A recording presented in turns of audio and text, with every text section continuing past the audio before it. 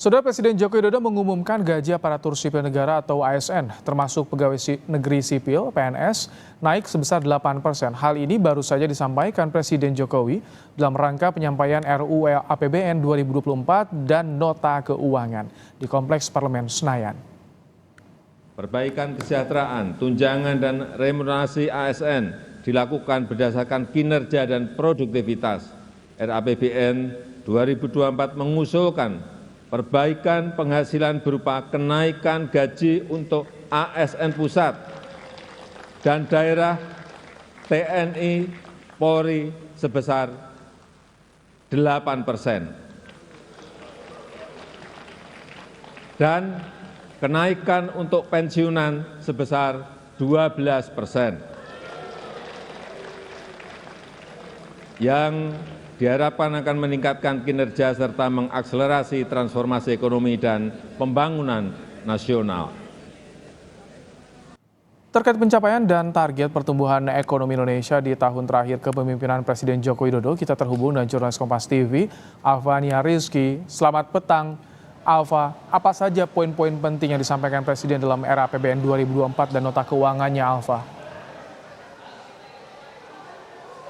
Selamat petang Ibrahim dan juga saudara. Apa yang kemudian disampaikan oleh Presiden dalam sidang RAPBN dan juga penyampaian Nota Keuangan tahun 2024 ini dinilai cukup optimistis tetapi terlalu berhati-hati. Presiden menargetkan bahwa pertumbuhan ekonomi di tahun 2024 nanti akan lebih rendah dibandingkan tahun 2022, di mana di tahun 2024 Presiden menargetkan pertumbuhan ekonomi sebesar 5,2% tanpa range. Biasanya pertumbuhan ekonomi ini akan diikuti oleh range sekitar 5,2 sampai 5,4, tapi di tahun ini Presiden dengan angka bulat memastikan pertumbuhan ekonomi di angka 5,2%. Begitu pula dengan inflasi, di mana inflasi sendiri ditargetkan pemerintah bahwa di 2024 akan mencapai 2,8%. Padahal di tahun 2022 dan 2023 terjadi kenaikan inflasi yang cukup tinggi. Di tahun 2020 saja sudah mencapai 5,51%. Hal ini kemudian menjadi bahan evaluasi dari DPR RI selaku badan legislatif.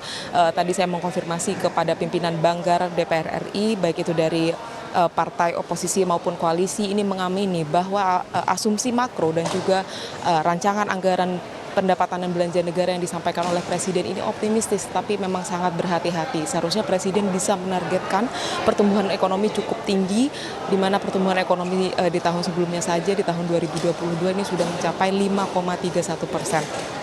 Tetapi di tahun 2024 nampaknya Presiden memiliki pertimbangan-pertimbangan sendiri sehingga pertumbuhan ekonomi ini hanya di kisaran 5,2%. Hal ini yang kemudian nanti akan menjadi bahan pembahasan di Banggar DPR RI dan juga di tingkat DPR RI untuk kemudian membahas apakah RAPBN yang disampaikan oleh Presiden maupun asumsi makro yang disampaikan oleh Presiden pada hari ini akan disetujui atau tidak. Ibrahim. Terima kasih Alva Nia Rizky untuk laporan Anda langsung dari Gedung DPR MPR Senayan, Jakarta.